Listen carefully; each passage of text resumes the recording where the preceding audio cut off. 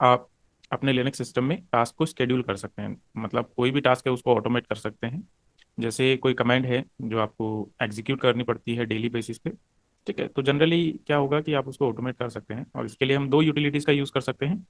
एक तो आपकी यूटिलिटी हो जाएगी cron टैब, और दूसरा आपका यूटिलिटी होता है एट, मतलब एट कमांड का यूज़ आप कर सकते हैं। ठीक है, तो पहला तो आपका हो गया, अगर पहले की हम बात करें तो पहला तो आपका हो गया cron टैब, और दूसरा जो होता है वो होता है एट कमांड का आप यूज़ कर सकते हैं। ठीक है, तो सबसे पहले बात कर लेते हैं cron टैब का कि cron टैब क्या होता है। तो अगर हम cron टैब की बात करें तो cron टैब आपके लिनक्स में टास्क को शेड्यूल करने के काम में आता है। ठीक है, तो हम ये कह सकते हैं कि जैसे कि अभी हम बात कर रहे हैं cron टैब के बारे में। ठीक है, तो अब इससे हम क्या कर सकते हैं कि cron टैब से हम टास्क को शेड्यूल कर सकते हैं। ठीक है, तो हम कह सकते हैं use to schedule task in Linux. Okay, अब उसके बाद ये जो टास्क है ये अपने आप ही परफॉर्म हो जाएगा, जो भी टाइम पे आप इसको शेड्यूल करते हैं। ठीक है, उस टाइम पे अपने आप ही ये टास्क अपना एग्जीक्यूट हो जाएगा, मतलब जो भी कमांड आप यहाँ पे एग्जीक्यूट करना चाहेंगे वो उस पर्टिकुलर टाइम पे अपने आप एग्जीक्यूट हो जाएगी। ओके, अब आपका लिनक्स क्या करता है कि एक टेबल मेंटेन करता है, एक टेबल होती है जिसमें सारी की सारी cron टैब की डिटेल्स होती है कि क्या क्या cron टैब्स परफॉर्म होने वाली है। ठीक है, तो ये जो टेबल है जिसमें ये सारी डिटेल्स होती हैं इसको तो हम बोलते हैं क्रॉन टेबल। ओके, इसको तो हम बोलते हैं क्रॉन टेबल, और इसके अंदर जो टास्क होते हैं, ओके, उनको हम बोलते हैं क्रॉन जॉब्स। ठीक है, ये हो जाएगा आपका क्रॉन टेबल और ये हो जाएगा आपका क्रॉन जॉब्स। ठीक है, अब जो आपका क्रॉन टैब होता है तो उसका एक फॉर्मेट होता है, उसको डिफाइन करने का एक फॉर्मेट होता है।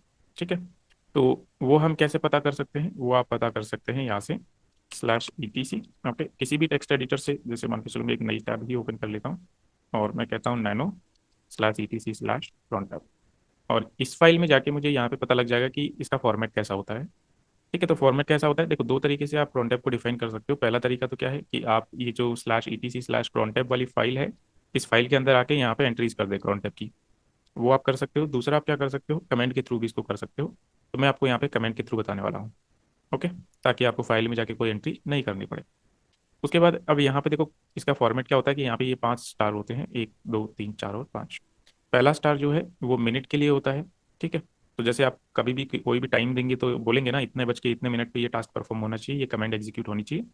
तो ये पहला मिनट के लिए होता है जिसमें आप 0 से लेकर 59 तक की वैल्यूज रखते हैं। दूसरा वाला जो होता है वो आवर के लिए होता है। ठीक है, कि कितने बजे, तो दिन में 24 घंटे होते हैं तो 0 से लेकर 23 तक ये होगा। फिर तीसरा जो होता है डे ऑफ द मंथ, मतलब कोई भी आप जैसे पूरे महीने में कौन सी तारीख को परफॉर्म होना चाहिए, कौन सी डेट को परफॉर्म होना चाहिए, तो वो डेट आप यहाँ पे लगा देते हैं। मंथ के अंदर आप मंथ लगा देते हैं, तो मंथ में आप नंबर 1 to 12 यूज़ कर सकते हैं, या फिर इस तरीके से जैन फैब मार्च आप इस तरह से भी यूज़ कर सकते हैं।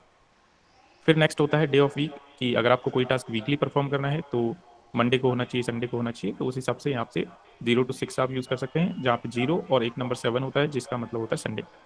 ठीक है, या फिर आप इस तरह से भी आप इसको डिफाइन कर सकते हैं।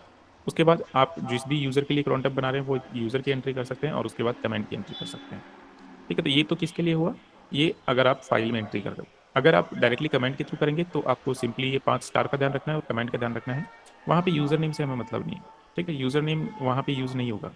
क्यों, अगर आप किसी दूसरे यूज़र के लिए बनाएंगे तो वो उसके लिए एक ऑप्शन यूज़ हो जाएगा। बाकी जब हम कमेंट के थ्रू करेंगे तो सिर्फ हम 5 स्टार यूज़ करेंगे और इस कमेंट का यूज़ करेंगे। ठीक है, तो ये तो बात हुई कि आप डिफाइन कैसे करेंगे। ठीक है, अब सेम चीज़ को मैं आपको डिफाइन करके दिखाता हूँ। ठीक है, तो कमेंट के थ्रू मैं डिफाइन करता हूँ इसको। सबसे पहले हम फर्स्ट स्टेप में चले जाते हैं। अब मान के चलो सबसे पहले तो आपको जिस यूज़र से आप लॉगिन हो, तो मेरा यूज़र कौन सा है, हुए माई रूट यूज़र से लॉगिन हूँ मैं। इस यूज़र के लिए कौन सी cron टैब अभी अवेलेबल है वो चेक करना है, तो आप कर सकते हैं cron-Tab-L। तो अभी कह रहा है कि इसके लिए अभी कोई भी cron टैब नहीं है। ठीक है, तो अगर आपको cron टैब एडिट करना है, मतलब इस यूज़र के लिए cron टैब बनाना है, तो आप कहेंगे cron-Tab-E। तो इससे क्या होगा, cron टैब की फाइल ओपन हो जाएगी। ठीक है, तो अब ये रूट यूज़र की cron टैब फाइल है। ओके, अब इसमें आपको एंट्री करनी है, तो आपको पता ही है, जैसे सबसे पहले तो इंसर्ट मोड में चले जाएंगे और हमारे पास 5 स्टार होते हैं, ये वाले 5 स्टार होते हैं राइट। और उसके बाद हमें जो भी कमेंट एग्जीक्यूट करना है, मान के चलो मुझे एक डायरेक्टरी बनानी है mkdir, और मैं डायरेक्टरी बनाना चाह रहा हूँ इस नाम से कि cron dir। ठीक है, तो जहाँ पे अभी मैं हूँ वहीं पे ये बनेगी। अगर आपको लोकेशन देनी है कि आप स्लैश में बनाना चाह रहे हैं तो आप यहाँ पे स्लैश भी दे सकते हैं कि mkdir और स्लैश। ठीक है, तो उसके बाद जैसे अगर मैं इसको भी क्लोज कर दूं और अगर मैं आपको ls स्लैश करके दिखाऊं तो यहाँ पे आप देख सकते हैं मेरे पास cron dir नाम से कोई भी डायरेक्टरी यहाँ पे अवेलेबल नहीं है। ठीक है, तो अभी टाइम हो रहा है कितना, 6:27। तो मैं 6:28 के लिए इसको लगा देता हूँ। तो 6:28। ठीक है, तो हमारा जो आवर वाला होता है वो तो 24 आवर फॉर्मेट में होता है, तो ये तो हो गया 18, और 28 के लिए 28। ठीक है, एस्केप, फिर नॉर्मल उसी की तरह हम करेंगे, तो escape colon writing quit exclamation enter. ये हमारा नया क्रॉन्टैब हो गया। तो अब अगर मैं फिर से यहाँ पे क्रॉन्टैब हाइफन एल करूँगा तो मुझे इसकी क्रॉन्टैब दिखा देगा। आप देख सकते हैं ये मेरी क्रॉन्टैब है। तो जैसे ही 6:28 होंगे हम जाके स्लैश में फिर से same command ls slash use करेंगे और हम देखेंगे कि हमारी क्रॉन dir नाम से डायरेक्टरी बन जाएगी। ठीक है, तो आप देख सकते हैं 6:28 हो चुके हैं। ठीक है, तो अभी अगर इधर जाके अगर मैं चेक करता हूँ तो आप यहाँ पे देख सकते हैं क्रॉन dir बन चुकी है। ठीक है, अब मान के चलो 6:29 में मैं चाहता हूँ कि ये वाली फाइल डिलीट हो जाए, ये डायरेक्टरी डिलीट हो जाए। तो सेम तरीके से क्रॉन्टैब हाइफन ई, ठीक है, इसको एडिट करके हम कर देंगे 29, और mkdir की जगह मैं कर दूंगा rmdir। Escape colon, escape colon write and quit enter. ठीक है, अगर फिर से क्रॉन्टैब चेक करेंगे तो इस बार 6:29 पे हमारी डायरेक्टरी डिलीट होनी चाहिए। तो अभी हम देख सकते हैं कि 6:28 पे हमने डायरेक्टरी बनाई थी। अब जब 6:29 होगा तो ये डायरेक्टरी डिलीट हो जाएगी। ठीक है, तो 6:29 हो चुका है, ls स्लैश करते हैं, आपको यहाँ पे डायरेक्टरी नहीं मिलेगी। ठीक है, तो इस तरीके से तो सेम डे के लिए आप कर सकते हैं। वैसे ही अगर आपको जैसे मान के चलो, अब देखो ये तो मिनट का हो गया, ये आर का हो गया। अब आपको क्या करना है, मंथली कोई टास्क करना है कि जैसे मान के चलो कितनी तारीख को होना चाहिए, तो मैं कह देता हूँ जैसे मान के चलो हर महीने 10 तारीख को होना चाहिए, तो यहाँ पे 10 लिख दूंगा। हर महीने 30 तारीख को होना चाहिए, तो ये 30 हो जाएगा। ठीक है, और अगर हर साल करना है, ईयरली अगर आपको स्केड्यूल करना है, तो आप क्या करेंगे यहाँ पे, जैसे आप कह सकते हैं कि ये डेट हो गई हमारी, और यहाँ पे मंथ में दे देता हूँ, जैसे मान के चलो हर साल 31। ओके, और यहाँ पे मैं लिख देता हूँ मार्च। ठीक है, इस तरीके से मैं कर सकता हूँ इसको कि हर साल 31 मार्च को हो जाना चाहिए, या फिर आप इसको यहाँ पे 3 भी कर सकते हैं। 3 मतलब तीसरा महीना, जनवरी फरवरी और मार्च। तो इस तरीके से आप कर सकते हैं। तो ये क्या होगा, हर साल 31 मार्च को 6:29 पे ये वाला कमांड रन हो जाएगा। ठीक है, उसके बाद अगर आपको वीकली ही कोई काम करना है, तो जब वीक की बात करते हैं तो हमारे को मंथ से तो मतलब ही नहीं है, तो इसको भी स्टार छोड़ दो। ठीक है, और जैसे मान के चलो अब आपको हर संडे को ये टास्क परफॉर्म करना है या हर सैटरडे को टास्क परफॉर्म करना है, तो आप यहाँ पे सैटरडे कर दो। ठीक है, या फिर यहाँ पे 6 कर दो, तो वीक में छठा दिन कौन सा आता है, सैटरडे ही आता है।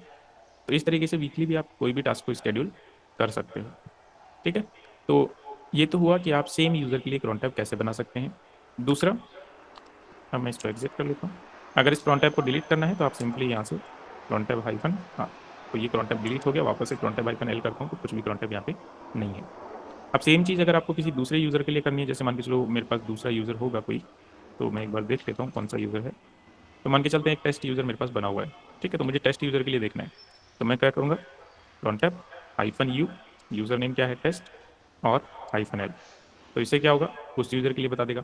अब अगर आपको इस यूजर के लिए एडिट करना है तो हाइफन एल की जगह हाइफन ई करके सेम तरीके से एडिट कर सकते हैं। रिमूव करना होगा तो हाइफन आर लगा के रिमूव कर सकते हैं। बस ये एक एक्स्ट्रा ऑप्शन आपको हाइफन यू यूज करना है, जिसके बाद आप यूजर का नाम दे देंगे और उसके बाद आप इसको यूज कर सकते हैं। तो इस तरीके से आप क्रॉन टैब की हेल्प से सेम यूजर या फिर डिफरेंट यूजर के लिए भी क्रॉन टैब शेड्यूल कर सकते हैं।